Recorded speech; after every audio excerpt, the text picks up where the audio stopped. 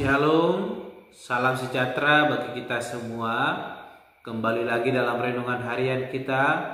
Mari Bapak Ibu kita memuji Tuhan, kita katakan, kasih pasti lemah lembut. Kasih pasti lemah lembut, kasih pasti memaafkan, kasih pasti murah hati,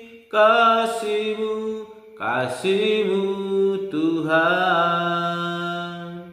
Ajarilah kami ini saling mengasihi, ajarilah kami ini saling mengampuni, ajarilah kami ini kasih-Mu ya Tuhan, kasih-Mu kudus tiada batasnya. Amin. Mari Bapak Ibu kita membuka Alkitab kita dari Injil Lukas pasal 10 ayat yang ke-25 sampai dengan yang ke-42. Demikianlah firman Tuhan dengan perikop orang Samaria yang murah hati. Pada suatu kali berdirilah seorang ahli Taurat untuk mencobai Yesus, katanya, "Guru, apa yang harus kuperbuat untuk memperoleh hidup yang kekal?" Jawab Yesus kepadanya, "Apa yang tertulis dalam hukum Taurat? Apa yang kau baca di sana?" Jawab orang itu, "Kasihilah Tuhan Allahmu dengan segenap hatimu, dan dengan segenap jiwamu, dan dengan segenap kekuatanmu, dan dengan segenap akal budimu, dan kasihilah sesama manusia seperti dirimu sendiri." Kata Yesus kepadanya, "Jawabmu itu benar, perbuatlah demikian, maka engkau akan hidup." Tetapi untuk membenarkan dirinya, orang itu berkata kepada Yesus, "Dan siapakah sesamaku manusia?" Jawab Yesus, "Adalah seorang yang turun dari Yerusalem ke Yeriko. Ia jatuh ke tangan penyamun-penyamun yang bukan saja merampoknya habis-habisan, tetapi yang juga memukulnya, dan yang sesudah itu pergi meninggalkannya setengah mati. Kebetulan ada seorang imam turun melalui jalan itu. Ia melihat orang itu, tetapi ia melewatinya dari seberang jalan.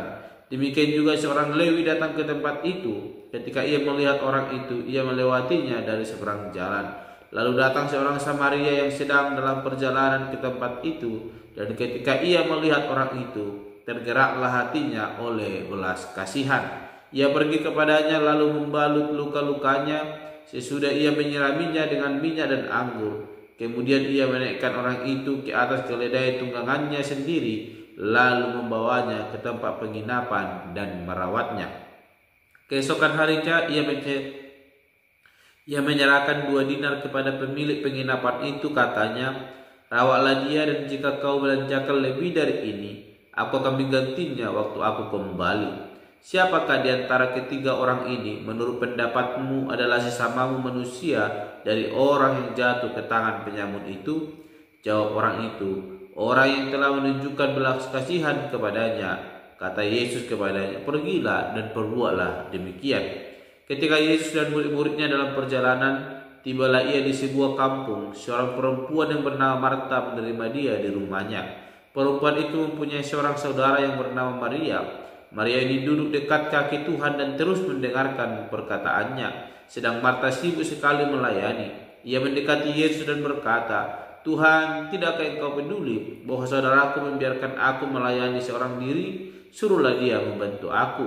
Tetapi Tuhan menjawabnya, "Marta, Marta, engkau khawatir dan menyusahkan diri dengan banyak perkara, tetapi hanya satu saja yang perlu. Maria telah memilih bagian yang terbaik, yang tidak akan diambil daripadanya." Amin.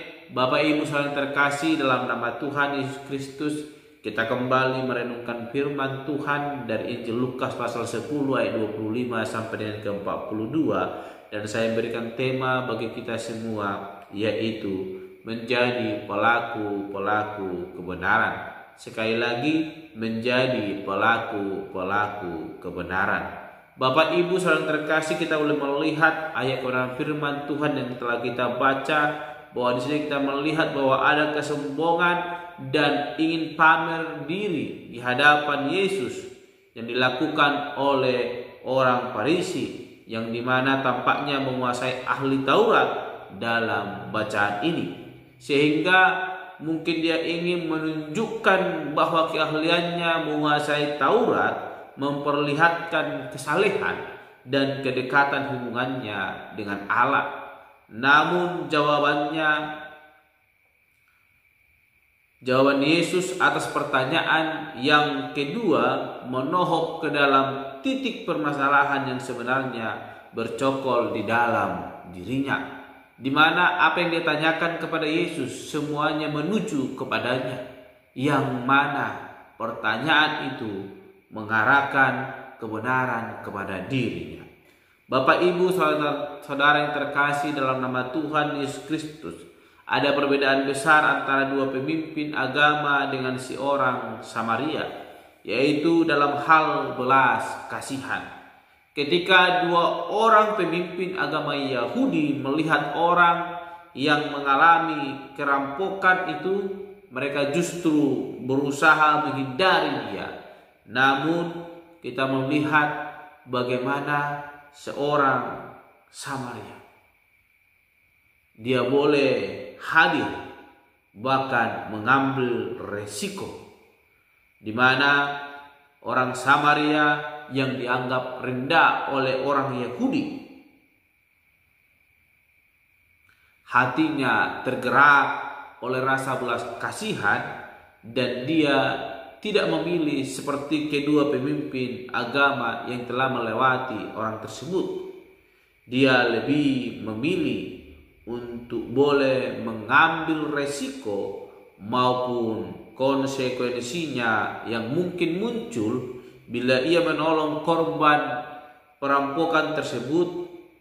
Namun kita melihat dia berani menolong dan merogoh koceknya, mengeluarkan uang untuk boleh merawat si korban perampokan tersebut. Bapak, Ibu, saudara terkasih, apa yang ingin diajarkan Yesus kepada kita pada hari ini melalui pembelajaran Yesus yang diberikan kepada ahli Taurat melalui kisah orang Samaria, yaitu perumpamaan yang Yesus sampaikan sesungguhnya merupakan sebuah teguran bahwa Yesus berkenan kepada Tuhan, bahwa Yesus berkenan di hadapan Tuhan, bukanlah orang yang merasa diri menguasai Taurat. Yesus menyampaikan bahwa orang-orang yang berkenan di hadapan Tuhan bukanlah orang-orang yang menguasai kebenaran firman Tuhan, namun tidak melakukan kebenaran itu. Yang berkenan di hadapan Tuhan dinyatakan oleh Yesus Kristus adalah orang-orang yang melakukan kebenaran itu. Sering kita dengar bahwa orang yang mendengar dan melakukan, itulah yang dikehendaki oleh Tuhan. Bapak, Ibu, saudara yang terkasih dalam nama Tuhan Yesus Kristus, sebab itu kebenaran firman Tuhan hari ini mengajak kepada kita untuk boleh bertanya kepada diri kita sendiri, sudah seberapa salehkah kita menurut diri kita sendiri, dan sudah seberapa aktifkah kita boleh melakukan kebenaran itu di tengah-tengah kehidupan kita, terkhusus di tengah-tengah persekutuan kita. Bapak, Ibu, saudara terkasih dalam nama Tuhan Yesus Kristus, jangan kita berkata kita telah menguasai kebenaran firman Tuhan kalau kita masih malas datang bergereja, kalau kita masih malas berdoa, kalau kita masih malas menolong sesama kita, masih malas melakukan kehendak Tuhan Allah. Bapak, Ibu, saudara terkasih, kebenaran firman Tuhan hari ini mau menegaskan kepada kita, sudahkah semuanya itu terlihat dalam perilaku dan kehidupan kita sehari-hari? Melalui perumpamaan ini, Tuhan Yesus ingin mengajarkan bahwa kasih kita kepada Allah akan terwujud melalui kasih kita kepada orang lain, dan iman kita kepada Allah akan terlihat juga melalui bagaimana kita menjadi pelaku-pelaku kebenaran. Oleh karena itu, Bapak, Ibu, saudara terkasih dalam nama Tuhan Yesus Kristus, kebenaran firman Tuhan hari ini boleh menegaskan kepada kita melalui Maria dan Marta. Itu menegaskan bagaimana kepekaan kehubungan kita terhadap Tuhan. Pertama-tama, terlebih dahulu kita memiliki sungguh-sungguh kasih kepada Allah, barulah kita bisa mengasihi sesama kita. Dapat mengasihi Allah, tentulah lebih dahulu kita mengalami kasih Allah. Bapak Ibu saling terkasih dalam nama Tuhan Yesus Kristus, dialog babak kedua ini ditutup dengan kemenangan 1-0 Yesus terhadap si ahli Taurat. Si ahli Taurat tidak bisa mengelakkan diri dari pengakuan siapa sesama manusia sesungguhnya, sehingga dengan otoritas Yesus bisa berkata, pergilah dan perbuatlah demikian. Firman Tuhan telah katakan supaya kita boleh perbuat kebenaran itu. Mari Bapak Ibu sebagai orang percaya yang telah mengerti kebenaran itu, kita lakukan dalam hidup kita, sehingga hidup kita semakin berkenan di hadapan Tuhan. Amin. Mari kita berdoa. Bapa Surgawi, terima kasih untuk kebenaran firman Tuhan yang boleh kami renungkan, yang mengajarkan kami untuk boleh menjadi pelaku-pelaku kebenaran, bukan hanya mendengar namun tidak mau melakukan. Tuhan Yesus mampukan kami sehingga kami menjadi pelaku-pelaku kebenaran dan hidup kami semakin berkemenangan di hadapan Tuhan Allah. Terpuji Engkau Bapa, Tuhan kami berdoa untuk renungan pada hari ini. Haleluya. Amin. Shalom Bapak Ibu, Tuhan Yesus memberkati. Kasih pasti lemah lembut, kasih pasti memaafkan, kasih pasti murah hati. Kasih-Mu, kasih-Mu Tuhan, ajarilah kami ini saling mengasihi, ajarilah kami ini saling mengampuni, ajarilah kami ini kasih-Mu. Ya Tuhan, kasih-Mu kudus tiada batasnya.